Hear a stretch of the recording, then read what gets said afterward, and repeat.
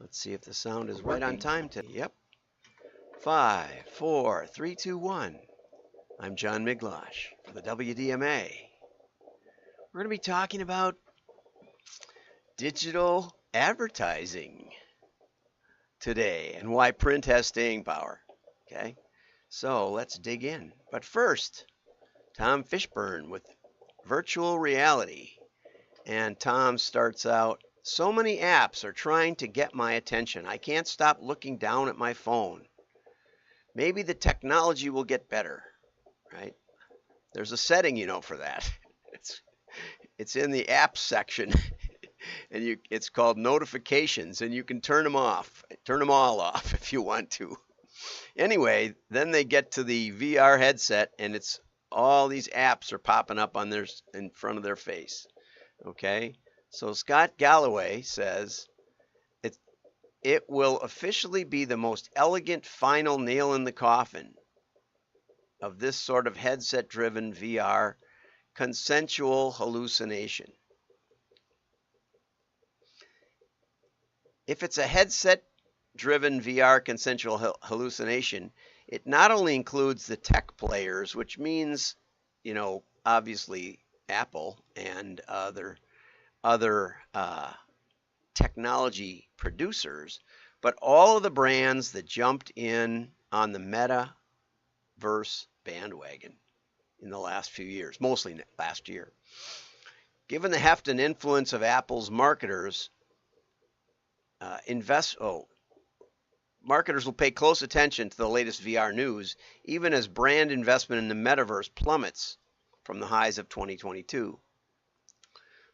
A survey from Sitecore said 38% had redistributed investments from metaverse-related projects to AI-related projects.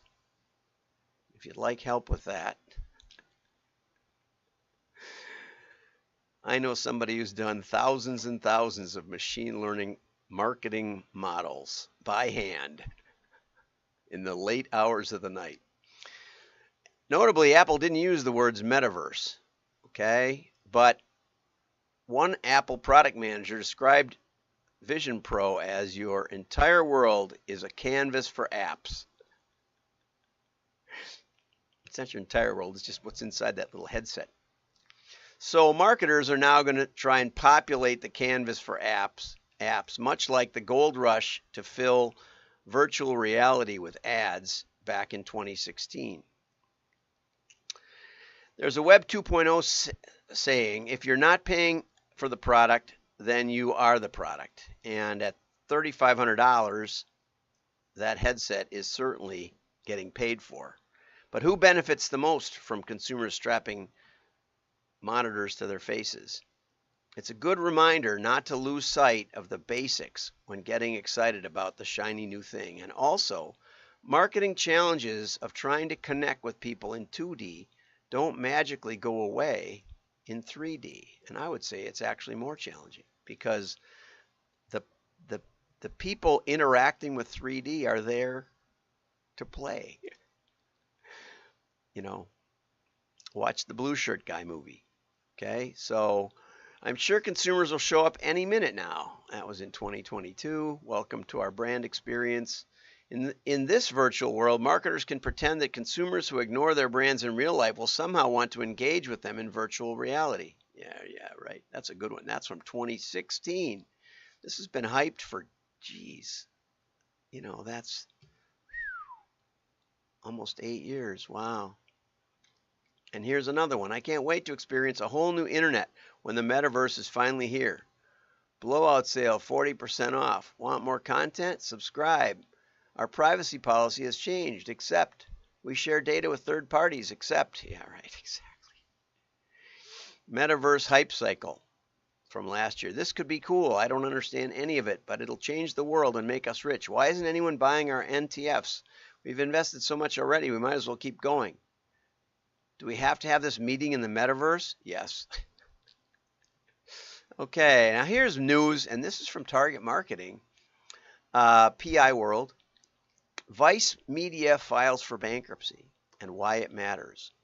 And it's a pretty in-depth, detailed article about Vice. if you remember the shed at Dulwich story, where a guy who was writing fake reviews and getting paid 20 bucks a piece or 25 bucks a piece to write the fake reviews, decided to start a restaurant in London. And he got on TripAdvisor. He bought essentially a burner phone, and that's all you needed. You didn't really even need an address. And he started posting fake reviews of the food and ambiance of his shed at Dulwich. And within about 18 months, I think, he was the #1 rated restaurant in London. And Vice carried the whole saga. It's a wonderful story. I think I have it around somewhere. I'll try and find it. One of the best indictments of digital, the whole digital world, that you can't tell what's real and what isn't real. That's part of the point of the VR headset, right? To mix reality and virtual. And interestingly, the Apple one, you can actually see through. So it can be augmented reality along with VR. As far as I know, I saw some videos on it. So digital media darling Vice Media was valued at $5.7 billion in 2017. And now it's filing for bankruptcy with a minimum bid of $225 million, which is a decline of 96% of its market value, according to news reports. Also, April 20th, BuzzFeed Media announced shutting down BuzzFeed News. Okay, it was founded in 2006, and it at one point had a value of $1.5 billion. And it was thought back then that digital media would come to dominate the market for advertising budgets, right? Fueling the digital companies, venture capital firms, and legacy media, they dolled out big dollops of money, rounding to the nearest 50 million. The future of the printing industry, on the other hand, seemed uncertain. R.R. Donnelley, the largest printing company in the U.S. for decades, had just split into 3 companies, one of which, LSC Communications, eventually filed for bankruptcy. Sanveno, another large, diverse printing company, had also filed for bankruptcy.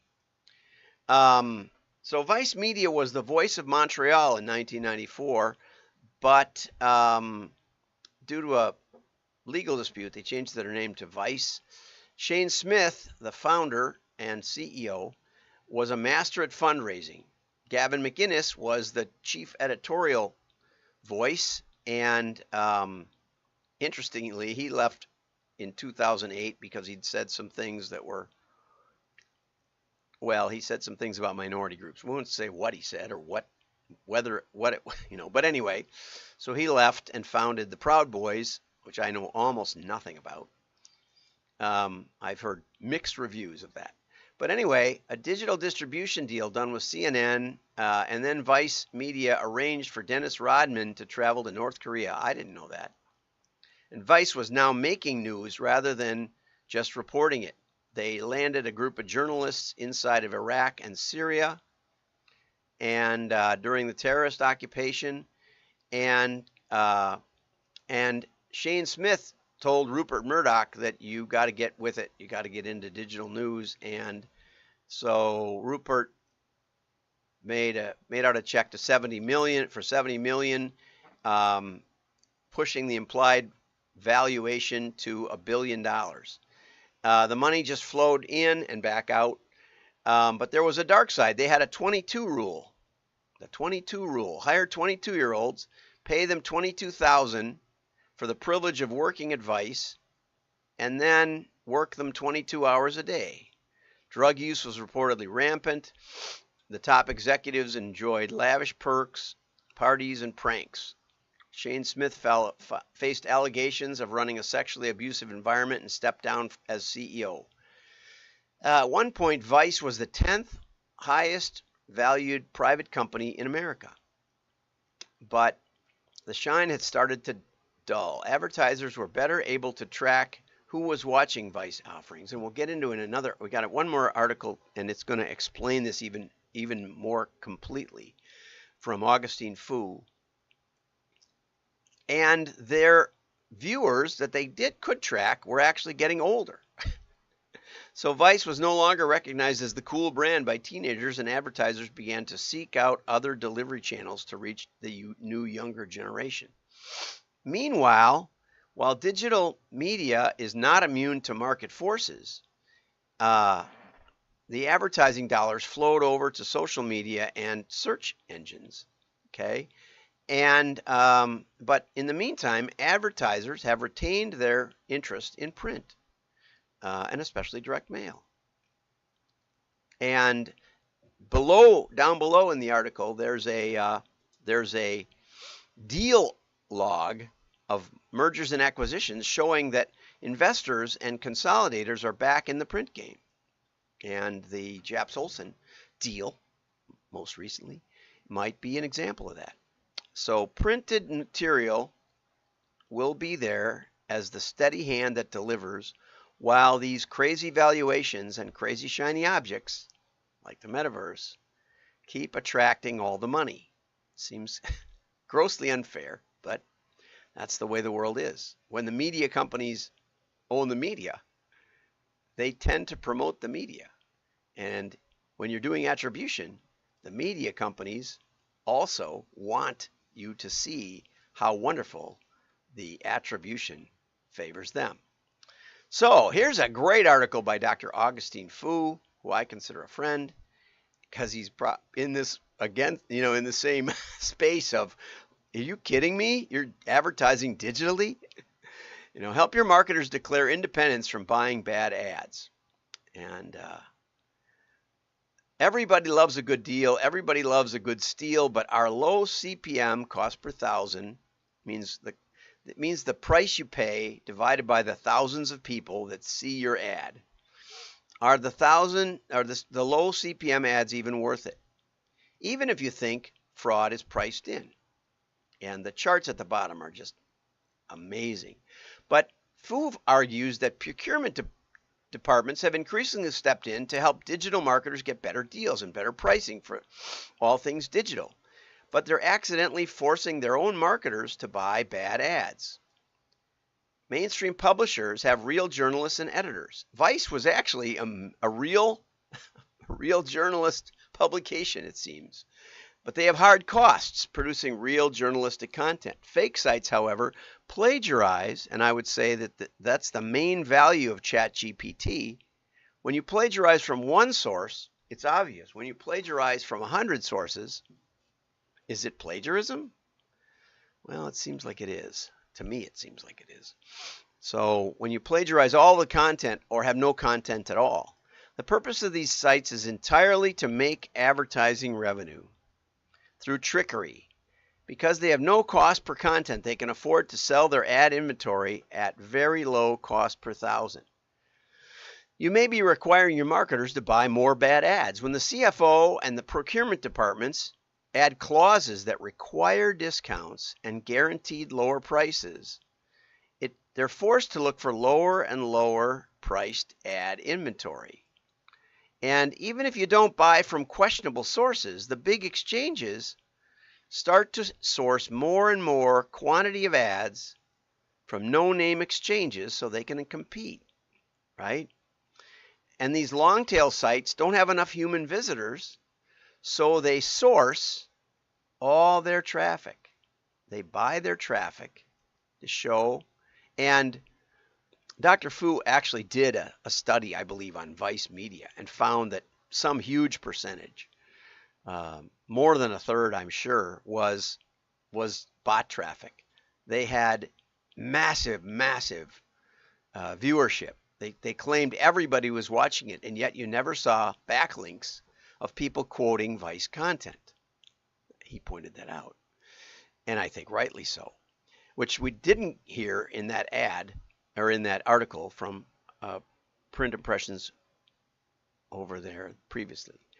So by forcing the marketers and media agencies, the ad exchanges they buy from, to get lower and lower prices, CFOs are inadvertently increasing their own risk of getting ripped off by fraudulent digital ads. But marketers argue we know there's fraud. But because we're getting such low prices, the fraud is priced in. So maybe the fraud is a third, maybe the fraud is a half, but we're paying a tenth of what we used to pay for cost per thousand. Okay? The point they're missing is that they're buying 10 times the quantity. They have to buy 10 times the thousands of ads now. So they're still spending the same, $30 cost per thousand, not saving any money. And buying the $3 inventory means much more of the ad impressions are generated by bots, not humans. When you think the phrase, you get what you pay for, kicks in. Okay, unavailable. So in 2017, Procter & Gamble turned off $200 million in digital ad spend. They saw no change in business outcomes. In 2018, Chase reduced their advertising reach from 400,000 websites to just 5,000 websites, a 99% decrease, and they saw no change in business outcomes. Okay? eBay ran an experiment by pausing their digital advertising, and we'll show that down there. The blue-green line in the chart shows the number of visitors arising on the website from a paid link, and that dropped immediately. But note the red line. That's organic links. I know people, I watch them, especially on their phone. They'll say open ebay.com, and it may use a link, or they may just say, find ebay.com, and it'll bring up an ad, paid ad, and they'll click that paid ad. I don't like people having to pay double. They had to pay for the search, and now they have to pay for the click. And so consequently, I don't do that. I type in ebay.com. I don't do much searching on my phone. But if you're into your phone, you may pay double, make the advertiser pay double every time. Okay, so note the red line. Those users would have been on the site anyway. So here is the visitors via paid link. Advertising ceases. Donk. The paid visitors went down to nothing, but the organic went up correspondingly. Okay. Now there may be a halo effect that advertising provides, because you can see it declines, but we don't know the period either. It might be a seasonable adjustment or something else like that. Okay, let's see. I can't really tell. It looks like from the first of, well, I don't know. I really can't read those numbers. Sorry. 2015, I guess, but this is something like 2012. Okay, which is 10 years ago, so it may not be the same. Uber ran a similar experiment, turned off half their digital advertising. A great way to test, right? You don't have to do it all. Kevin Fritsch, head of analytics at the time, said when the spend was cut in half, the red line, paid signups, dropped, but the blue line, organic signups, rose by approximately the same amount. And signups were not paid, they were just registering on the app. Note that the black line, total signups, didn't change at all. In this case, we know that paid signups were riddled. I don't know if they're paid. I mean, you might have to give them your credit card, but I don't think you got to pay until you got an Uber ride. So Uber is suing 100 mobile ad exchanges for the fraud. Okay, so here it is. Here's the payment we're paying. Cut it in half. Okay, the red line goes down, and the blue line, organic signups, went up. And the net was not changed that significantly. That's just, I don't know. There's no scale on here, so you don't know what they're doing, whether they're trimming it or not. In the first slide below, a marketer compared, and this is like the first really, really valid test, massive quantities of low-cost ads in a programmatic channel.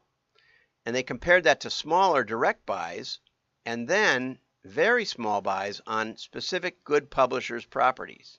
Okay, and so you can see the number, the CIRC number. Here's 45 million impressions that they bought for $256,000.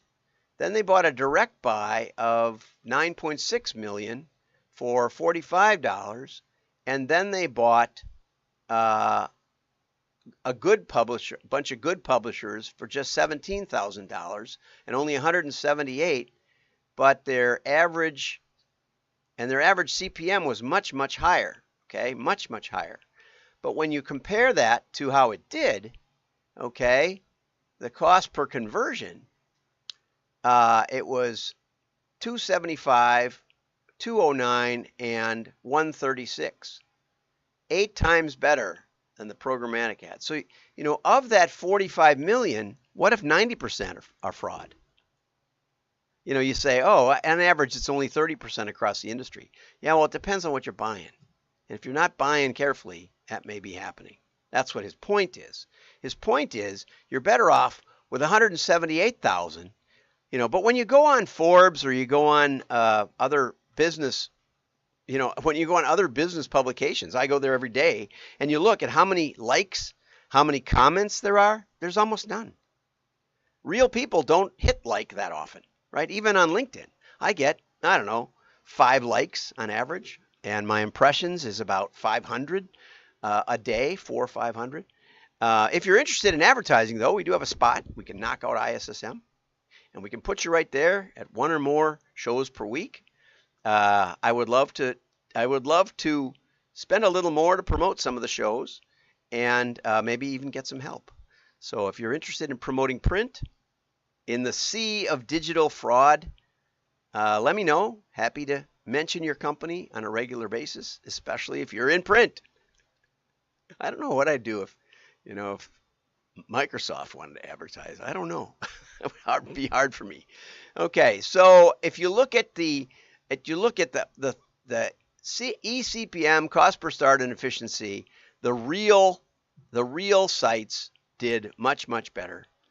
The new .com bubble is here. It's called online advertising. That's another article you can click on when you get to, if you download the PDF on wdma.org.